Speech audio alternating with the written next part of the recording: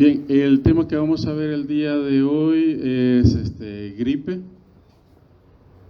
La gripe propiamente dicha es la influenza, aunque de forma general cada vez que alguien anda con síntomas respiratorios superiores, todo el mundo le dice andas con gripe. Y para no ahuyentar a la gente, no, es resfriado o es alergia, ¿verdad? Pero casi a todo le queremos llamar gripe. Sin embargo, gripe propiamente dicha solo es aquella causada por el virus de la influenza, o en los libros lo van a encontrar en inglés como flu, ¿sí? Y se refiere a la gripe, ya no es ni resfriado ni otra cosa que se les parezca. Entonces, gripe, influenza, ¿de acuerdo? Es lo primero que tienen que cambiar en sus mentes para cuando les pregunte el vecino, ¿verdad? Tengo gripe, dice, ¿y cómo sabe que tiene gripe? ¿Cómo sabe? Hay que hacerse la prueba de influenza. Quizás lo otro importante de decir es que coloquialmente hay gripes fuertes, gripes suavecitas y gripes que pasan en un par de días y es porque no todas son gripes, no que son resfriados, ¿verdad? Entonces el resfriado es más indolente y resuelve de forma espontánea y sin tanta complicación, pero cuando verdaderamente es influenza, el dibujito que les traigo ahí no es solo por ponerle algo a la diapositiva. El del año pasado creo que era, me llamó más la atención por la cara que tiene, ya, está bien jodido. Entonces, cuando a alguien le da gripe, a alguien le da influenza, el cuadro realmente es bastante fuerte, ¿sí? Bastante fuerte. Entonces, es una enfermedad que el médico debe tratar con mucho cuidado porque se presta a darse un cuadro grave o incluso a tener complicaciones, ¿sí? Por ejemplo, la gripe causa más muertes que SARS-CoV-2 todos los años, ¿sí? Todos los años, desde antes de la pandemia y ahorita después de la pandemia, influenza sigue causando millones de muertes todos los años alrededor del mundo, ¿sí? Y ahí está, ahí sigue y estará. ¿De acuerdo?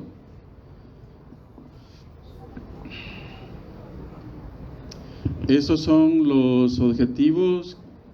Quiero ver si los alcanzo a leer.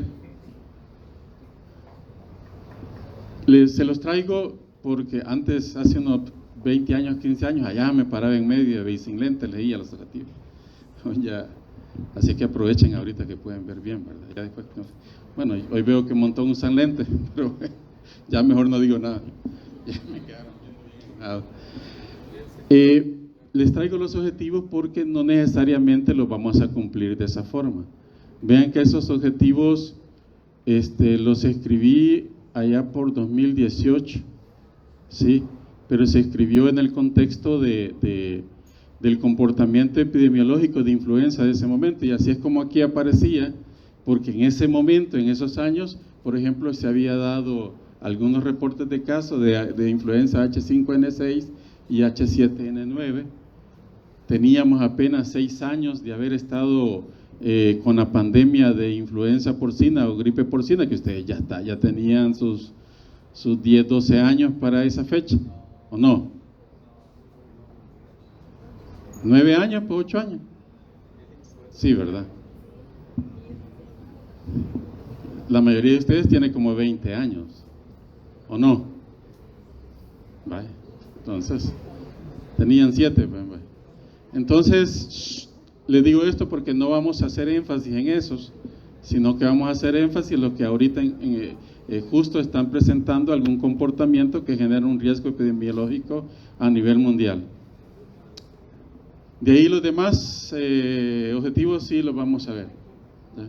Así que nadie vaya a estar preguntando, reclamando para un examen que eso no se vio porque no epidemiológicamente en este momento no es importante.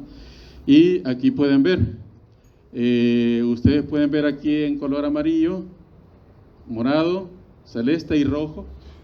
Amarillo H7N9, que es el que aparece en los objetivos, morado H9N2, celeste H5N6 y en rojo H5N1. Vean que para más o menos en 2014, 2015 empezaron a reportar los casos de H7N9, pero para 2018, vean, se dejaron de reportar, ¿sí? ¿Ok? Por eso la decisión de que no se va a ver en la clase. Igual, H5N6 hubo un aumento durante 2021, pero luego se ha ido a la baja. H5N1, que vean por aquí, pequeñito, pequeñito, pero si hubiéramos el dato actualizado estaría por acá, ahorita, ¿sí? Pues está causando millones y millones de muertes de aves de corral, tanto en el continente americano como en Asia y Europa, y ya han habido varios casos de personas que se han infectado, personas que trabajan con aves de corral y que se han infectado con H5N1. ¿De acuerdo? Entonces nos vamos a enfocar en eso. Igual siempre hay reportes de otros pequeños casos, ni siquiera llegan a brotes, sino que, como les dije, en Transmisibles 1, eventualmente o incidentalmente el virus puede pasar al humano, cuando el humano tiene contacto con un animal infectado, ¿sí? Sobre todo cuando son aves de corral, o son cerdos, o son vacas, etcétera, podría transmitirse. Por ejemplo, en China, en 2018 se reportó un caso de transmisión de H7N4, ¿sí? En 2021 un caso de H10N3, ¿sí? Y en el 2022 un caso de H3N8. O sea que todas las hemaglutininas y neuraminidasas que vimos en la Transmi1, todas son posibles que pasen en algún momento al humano, pero yo les decía algo en Transmi1, pero que no logran transmitirse de eso humano a otro humano, ¿sí? Sino que simplemente la infección resuelve. Los 3 casos, ninguno fue fatal y se recuperaron. Entonces, para que vean que no son solo estos, sino que hay casos esporádicos, pero es un solo caso, es decir, no llega a un brote. Y lo último que tenemos es lo de México. ¿No vieron la noticia que salió ahí? Todo OPS alarmado, OMS alarmado, que fue el caso de H5N2. Les decía que en este momento tenemos una gran pandemia, pero en aves de corral de H5N1. Pero de repente aparece esta noticia en México que se confirma el primer caso de H5N2 en México, ¿sí? Y este H5N2 es importante porque no es el primer caso que se reporta a nivel mundial, y de H5N2 tenemos dos subvariantes, una variante de alta patogenicidad y una variante de baja patogenicidad. En este momento en Norteamérica, Estados Unidos, México, hay un brote epidémico de influenza H5N2, tanto de alta patogenicidad en algunas regiones y en otras de baja patogenicidad, de H5N2. Entonces, este caso probablemente se infectó de este virus, y la región más cercana a la casa de la persona tenía alrededor de 60 años que falleció. Los casos más cercanos estaban cuando menos a 100 kilómetros, es decir que todavía no se ha dilucidado cómo esta persona pudo haberse infectado. Lo más seguro es que pudo haber sido de forma incidental alguna ave infectada que en algún momento hizo estación en su vivienda o donde esta persona reside, porque el resto de vecinos y familiares todos dieron negativos para influenza H5N2. ¿Sí? Las personas que estudiaron el caso, porque de confirmarse más casos, hubiésemos estado quizás a las puertas de una nueva pandemia, y por eso se investigaron los casos. Se investigaron alrededor de 18 familiares y además alrededor de más de 20 contactos cercanos a esa persona en el barrio donde vivía, incluso compañeros de trabajo, y solo algunos mostraron que habían tenido síntomas respiratorios con alguna fiebre baja durante ese periodo, pero todos dieron negativo a influenza H5N2, ¿sí?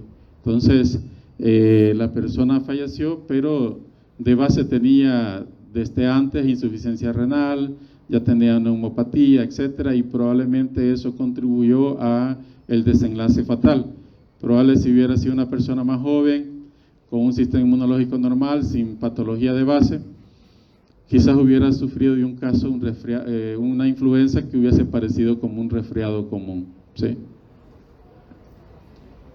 Entonces, con esto, pues, trato de denotar la importancia de estarse manteniendo actualizado del comportamiento epidemiológico de la influenza, ¿sí? Bueno, y este es el instituto que investigó el caso, el Instituto Nacional de Referencia Epidemiológica, INDRE de México. Igual, ¿qué está circulando?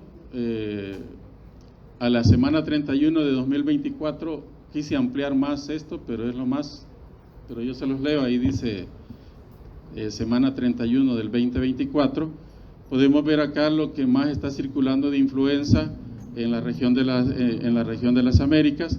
Vean que en naranja tenemos AH1N1, tanto endémico como pandémico. Ahí lo han puesto separado porque todavía es posible diferenciar por secuenciación a ambas variantes, pero la verdad que es la misma influenza H1N1, y pueden observar ustedes que está en Norteamérica, en el Caribe y en Centroamérica, ¿sí? Aunque con un muy bajo porcentaje. El otro en celeste está el H3, aquí dice solo influenza AH3, la más frecuente es AH3N2, que está incluida en la vacuna, y ustedes pueden ver que la mayor circulación de esta, tanto en Norte, Caribe, Centroamérica e incluso en Suramérica. Cambia un poco más en Brasil, pero por su condición geográfica casi siempre tienen un comportamiento diferente a nuestras regiones. Quizás el otro más frecuente, o el otro dato más frecuente, es que hay un gran porcentaje de datos no subtipificados, y eso significa que los laboratorios de estos países solo reportaron la detección de influenza, pero no el subtipo, ¿sí? Entonces solo pueden decir que fue influenza, influenza A, y se queda en este gran porcentaje. Vean que el denominador común de nosotros es que tenemos una gran cantidad de esos casos no subtipificados. Probablemente si a este 42%, o sea, casi cercano al 50%, le hubiésemos hecho las pruebas de subtipificación, probablemente nosotros tendríamos el mismo comportamiento de H1N1. Sí, pero miren, tenemos bien poco, pero tenemos bastante no subtipificado. Y eso es un serio problema porque no tenemos una vigilancia, y estoy hablando de Centroamérica, nadie vaya a decir que estoy hablando de El Salvador, ¿verdad? Estoy hablando de Centroamérica. Tenemos una vigilancia epidemiológica que no es mala, pero todavía tiene ciertas deficiencias. Gracias, Lick, muy amable, que todavía tiene muchas deficiencias, ¿sí? ¿Y por qué es preocupante esto? Porque dentro de este grupo pueden irse algunas variantes de influenza A nuevas, ¿sí?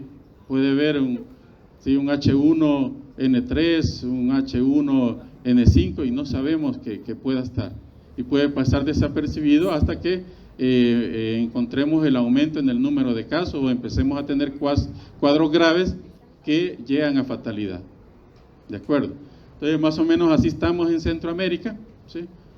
Y también, además de influenza A, tenemos a Victoria y Yamagata. Todo eso se los di en TRAMI 1, y aquí pueden ver que sí teníamos o sí tenemos tanto Victoria como Yamagata, ¿ve? Aunque juegan un papel pequeño. Vean, en Norteamérica anda entre el 10%, allá anda por el 17%, y no determinada, pero que es influenza B, es un porcentaje menor. Vean que en Norteamérica han bajado un poco el trabajo de subtipificar a influenza B, y tiene mayor porcentaje no subtipificado, de influenza B no subtipificado, y eso hace tomar algunas malas decisiones. Por ejemplo, Estados Unidos ahorita cambió de la vacuna tetravalente a la trivalente y sacó Yamagata de la vacuna, porque dice que ha disminuido su circulación. Lógicamente, si yo no subtipifico, puedo decir que ha disminuido, porque ya no lo detecto, ya no lo reporto, ¿verdad? Y la OMS le está pidiendo que la incorpore, porque el problema es que de Estados Unidos hacia nosotros, pues, el flujo de personas es bastante grande y eso nos puede traer problemas si allá aumentara influenza B, Yamagata, que igual causan cuadros que algunos pueden igual complicarse, sobre todo en personas con enfermedad de base. ¿Alguna pregunta hasta acá? ¿No hay preguntas? No.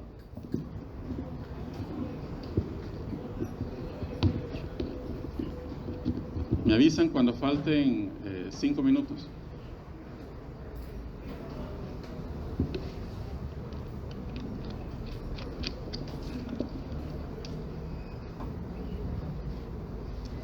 Bien, solo para recordar las características de influenza, ¿sí?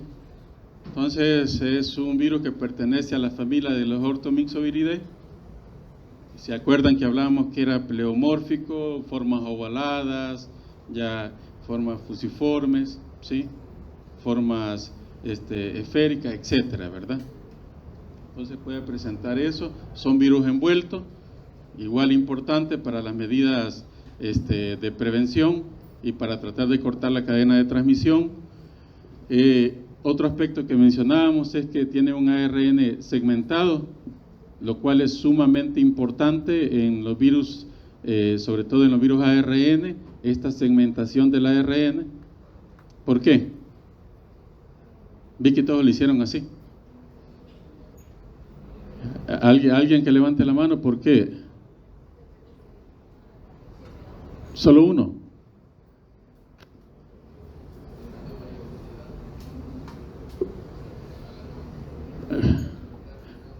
Correcto. Porque todos los virus mutan, tanto ADN como ARN. Quizá los virus ARN más. Pero cuando es un virus ARN y además es segmentado, va a tener todavía mayor posibilidad de generar esa variabilidad antigénica, ¿verdad? Y de cambio en cambio puede llegar a formar una nueva cepa, ¿sí? Un nuevo virus para el cual nuestro sistema inmunológico no tiene memoria, ¿sí? Y entonces ahí tendríamos, ¿qué, chicos? ¿Qué tendríamos? ¿Una qué, chicos?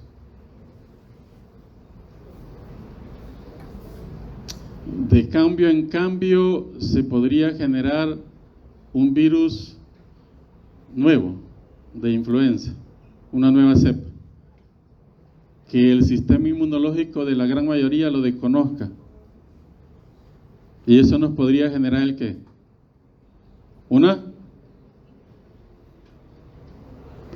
Es que si no logramos hacer esa conexión es porque no nos estamos entendiendo, ¿sí? Del por qué estar hablando de esos cambios antigénicos. ¿Qué pasaba con SARS-CoV-2? ¿Fue un nuevo virus? A ver, los coronavirus siempre han estado con nosotros y siempre nos causaban cuadros tipos resfriados todos los años, ¿sí? Sobre todo la época previa al invierno y del invierno o allá por la época de las bajas temperaturas y de viento. O sea que nosotros teníamos contacto con coronavirus, o el 69, etcétera. Son más de 6 coronavirus con los cuales tenemos contacto. Siempre habíamos tenido contacto. Pero ¿y entonces qué pasó en 2020? ¿Ah? ¿Qué fue lo que apareció? Pues sí, pero ¿por qué una pandemia? Porque apareció una nueva variante, un nuevo virus, ¿sí? Que era desconocido para nuestro sistema inmunológico, ¿sí? Y por eso todos, o casi todos, nos infectamos. Levante la mano, ¿quién no ha tenido COVID una vez, aunque sea? Los jóvenes van a decir que no les dio, pero bien se lo llevaron al abuelito, y a la abuelita, y al papá, y a la mamá, ¿sí? Porque los jóvenes durante la pandemia 2020 se consideraron que eran resistentes al virus y no tomaron las medidas de bioseguridad, ¿sí? Solo los días que los tuvieron encerrados, ahí sí no les tocó más que aguantarse. Pero por lo demás, ahí andaban en el súper sin mascarilla. Muchos, y estoy hablando de esto porque lo vamos a hablar más adelante, lo vamos a seguir hablando el miércoles. No se preocupen por el tiempo, ya esto estaba planificado que fuera así. Seguimos el viernes, todos tranquilos. Muchos le llevaron el virus a su abuelo, a su abuela, a su papá y a su mamá y lo mataron, ¿sí? Muchos jóvenes. Sí, así literal como lo están escuchando. No hay otra forma bonita de decirlo.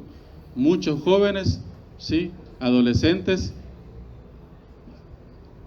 cubiertos con esa juventud y esa energía de soberbia, se infectaron con el virus porque no se protegían y se lo llevaron a la casa a matar al abuelo, a la abuela, al papá, a la mamá o a un hermano que era mayor de edad o que tenía mayoría de edad, ¿sí? Por eso es que debemos de tomar estos temas con bastante interés, ¿sí? Y ustedes procurar mantener esas medidas de bioseguridad.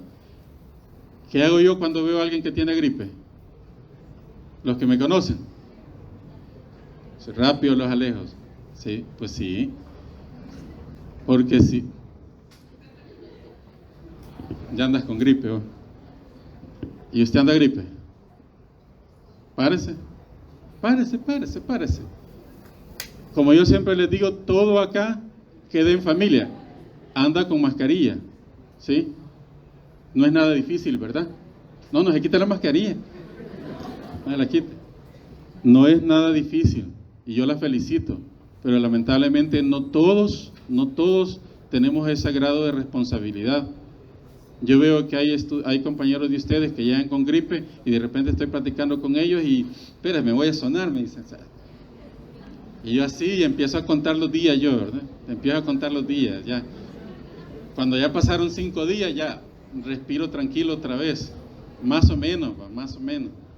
Entonces, si eso sacáramos de ganancia de la clase, que tuvieran ese interés por las medidas de bioseguridad y pregonaran eso a su familia, a sus vecinos y durante su carrera como médico, y esa sería la mayor ganancia de esta clase y de la del viernes.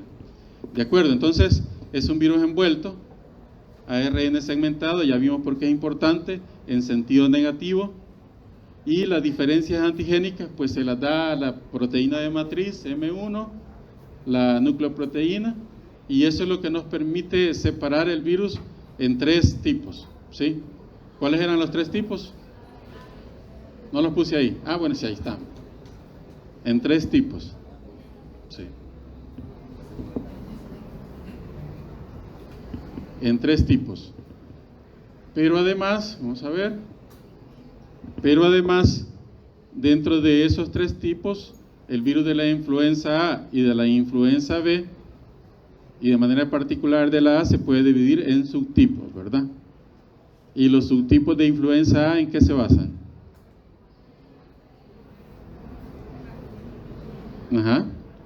En aglutinina y neuraminidasa, ¿verdad? Usted puso buena esa pregunta, ¿verdad? Vale. Ya no se va a repetir esa pregunta.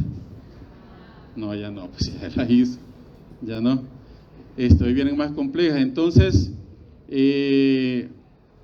tenemos distintos genes que codifican para distintas proteínas que son importantes para el virus. A recordar, estas no son todas, pero son las más importantes y las voy a recapitular. Por eso necesitaba el mouse, porque no logro estarme acercando.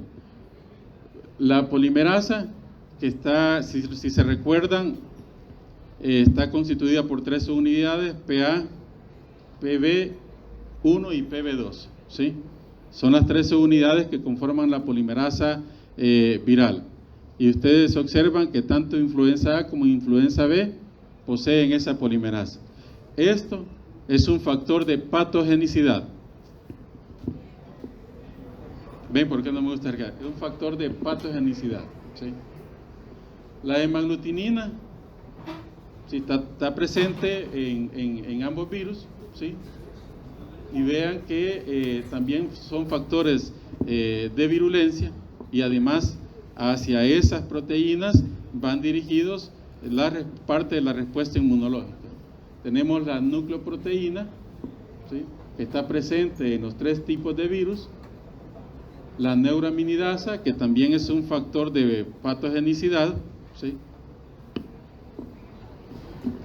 y la proteína de membrana, que tiene 2 componentes, M1 y M2, ¿sí? De ahí tenemos las proteínas no estructurales, NS1 y NS2, que también juegan un papel en la virulencia del virus. Entonces es importante traer a cuenta todas estas proteínas, ¿sí? Y esta es la nomenclatura que van a encontrar del virus. Quizás a veces encuentren en algún documento que la proteína PB1 a veces se le agrega -FE, ¿ya? O a veces le ponen -FA, y es porque en ocasiones el gen de la proteína PB1 codifica, en el mismo gen codifica para una proteína grande, pero a veces lo que da como producto es una proteína más pequeña, ¿sí? Y cuando es esa proteína más pequeña, que por cierto es la proteína más pequeña del virus, se le agrega la F, ¿sí?, a PB1F, ¿de acuerdo?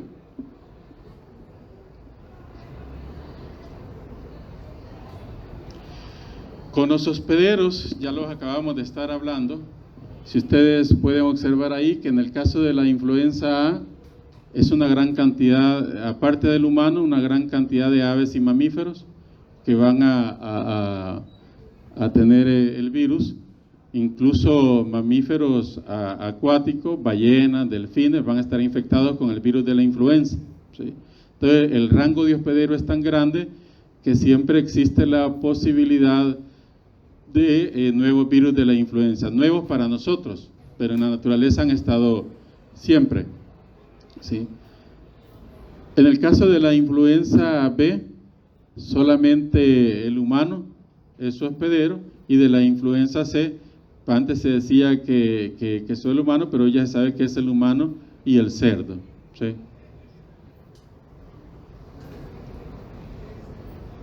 La influenza A, ya estuvimos hablando qué cuadro nos causa, causa pandemias y epidemias, y la influenza B también nos puede causar cuadros, incluso cuadros graves.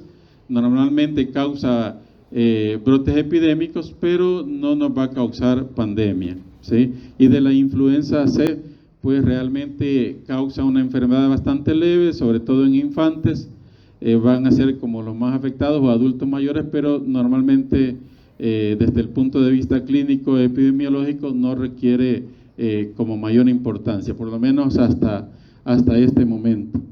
Y una pregunta de examen que les hice es el número de segmentos, ¿verdad? Es el número de segmentos. De suerte creo que todos la contestaron, ¿sí?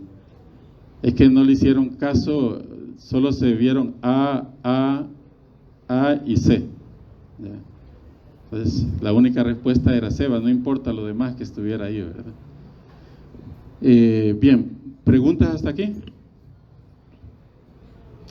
Se me olvidaba, en el caso de la influenza A, el cerdo y hoy la vaca juegan un papel muy importante desde el punto de vista epidemiológico, porque hasta hace un par de años el cerdo se tomaba como un hospedero que podía tener de forma simultánea la coinfección de virus de la influenza humano, virus de la influenza aviar y virus de influenza porcina, ¿ya? Virus de influenza porcina. Por eso en 2009 en México, cuando se da la pandemia de influenza H1N1 porcino, ¿sí?, se le puso el nombre por eso, porque supuestamente venía de unas granjas en México de cerdos, y por eso tanto los CDC como OMS le echaban la culpa a México. Después, gracias a la secuenciación, se determinó que lo que tenía era influenza humana, influenza aviar e influenza porcina de linaje norteamericano, estadounidense. Así que quien había infectado a esos cerdos habían sido animales que habían venido de Estados Unidos, ¿sí? Y además un linaje asiático. Hoy con influenza es más fácil decir quién puede tener la culpa de X o Y cosa. ¿De acuerdo? ¿No hay más preguntas acá? ¿No hay preguntas, chicos? Bien, lo que les dije sobre el cuadro clínico que presentan, lo pueden ver acá, ¿sí? En forma de cruz. La severidad de la enfermedad va a ser mayor en influenza A, menor en B, y en C pues mucho menos importante. La frecuencia de aislamiento, aquí cuando hablo de aislamiento en cultivo viral, porque casi todos los laboratorios del mundo lo hacen, y lo del cultivo después lo remiten a laboratorios de referencia. O además también dentro de este grupo es quienes logran secuenciar de forma completa el genoma viral del virus, y al tener el genoma completo se puede decir con certeza el virus que está. El reservorio ya lo hablamos, que va a ser el humano, ¿sí? Reservorios animales de influenza B en teoría no hay, ¿sí? Y eso hasta cierto punto es bueno. Hay varios estudios, sobre todo literatura japonesa, que sí han encontrado unos posibles reservorios de influenza B, pero todavía se está dilucidando y juegan algún papel en la transmisión. Pero en el caso de influenza A, el reservorio en animales sí está presente, y es en lo que nos vamos a enfocar en el resto de la clase, ¿sí? Eso ya lo vimos. Con el nombre, solo recordando, creo que también fue otra pregunta. ¿Quién me explica cómo se lee ese virus? Chicos, ¿alguien? Ella que está concentrada aquí. ¿Cómo se lee?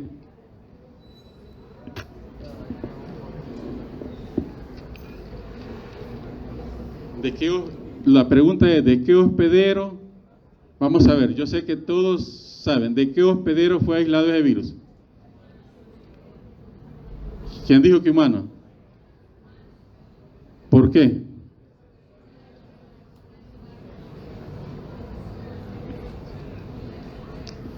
Bien. Por lo menos me queda la satisfacción de que sí, algo logramos el ciclo pasado, ¿verdad? Después de la desgalillada, como dice. Sí, recordando, por ejemplo, esta influenza A, Beijing, ¿sí? Número de accesión, ¿sí? El año de aislamiento y el subtipo. Si yo le hubiese puesto A, cerdo, pleca, Beijing, es solo cuando es el aislamiento en animales se va a poner el animal, y si es en humanos, pues simplemente no se pone nada, ¿verdad? Y esta fue pregunta de examen que lamentablemente sí algunos no la contestaron, pero qué bueno que ahorita todos lo tengan claro. ¿Se escucha? Sí, ¿verdad? Bien, esto ya no se lo voy a preguntar tampoco. Y ahí les traía ese ejemplo, ¿sí? O sea,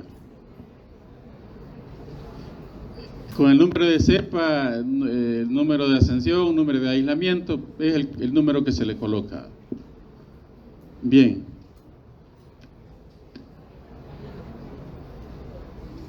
¿Cuáles son los virus de la influenza que son importantes? Todos son importantes. Ya vimos al principio, ¿verdad?, el escenario que tenemos a nivel mundial y las amenazas que tenemos. Vamos a ver. No se puede jalar. ¿Alcanzan a ver? Sí, bien. Entonces, de la influenza A tenemos dos subtipos principales que afectan al humano, ¿sí? H1N1 y H3N2, ¿sí? Y H3N2. Igual que para SARS-CoV-2, también tenemos clados.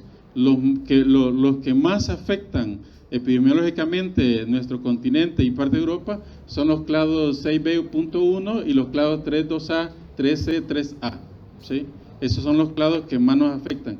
Y Además hay subclados que nos afectan, como por ejemplo el 6B1A. O sea, lo mismo que para SARS-CoV-2.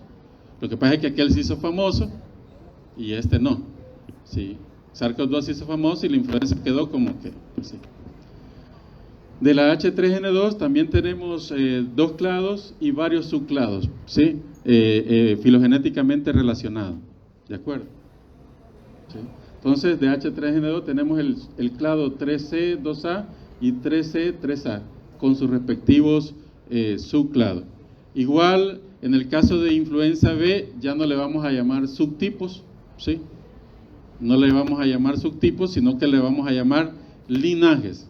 Que realmente estos subtipos también son linajes, pero para diferenciarlos y cuando estemos hablando de influenza, en el caso de influenza B, vamos a hablar de linajes. Y tenemos dos principales linajes. De hecho hay más, pero los dos principales linajes son influenza B Victoria e influenza B Yamagata, ¿sí? Y de Yamagata ya estuvimos hablando, que es un problema latente que OMS está visualizando porque algunos países pues la han sacado de la vacuna, ¿sí? Y eso pues es un problema para nuestros países de la región, porque nosotros sí tenemos circulación, estamos luchando contra la influenza B Yamagata, y si en otros países se quita, pues vamos a tener más afluencia de esos linajes. También hay clados, de Victoria es B1A y de Yamagata Y1, Y2 y Y3, con sus respectivos subclados. Para Victoria y de Yamagata pues no se reportan. Estamos claros sobre los virus que nos afectan de forma estacional, ¿sí? Ahí en el caso de influenza H1N1 están ambos, ¿verdad? Están ambos. Está la influenza tanto estacional como pandémica, ¿sí? ¿Dudas de eso, chicos? ¿No hay dudas? No sé si por el problema de estarme acercando les leí los de H3N2 para H1N1, creo yo. Sí, por eso no me gusta acercarme, porque cuando ya me acerco ya no. Pero ahí está claro. Pero, como dije en la diapositiva número... La 2 era de los objetivos, ¿verdad? La 3 era de los subtipos. No solo son esos los tipos de influenza que nos afectan, sino que también tenemos H2N2, H3N2, los otros que les puse en esa diapo. También tenemos circulando influenza H3N8, H7N7 en equinos, ya en aves, miren todo lo que está circulando. Aquí habría que agregar H5N2 en este espacio, ¿sí? H5N2, que lo mencioné al principio. Vean los cerdos, circula básicamente lo mismo. De aquí tendríamos que agregar también H5N2. Y en este cuadro, ya ven que las cosas van cambiando rápido. No aparece la vaca, pero hoy ya es un huésped bastante importante, porque ya se encontró tanto H5N1 como H5N2 en bovinos, ¿sí?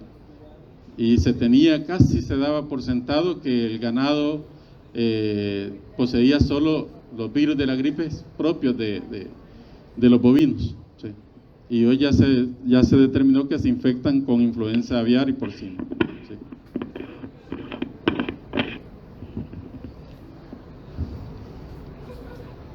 Creo que nos quedaríamos...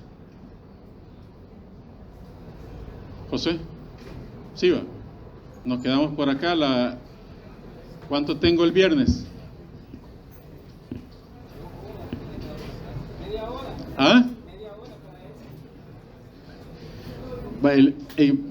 Digamos una media hora le dedicamos el viernes a lo que falta de la clase, y el resto del tiempo se lo vamos a dedicar a COVID.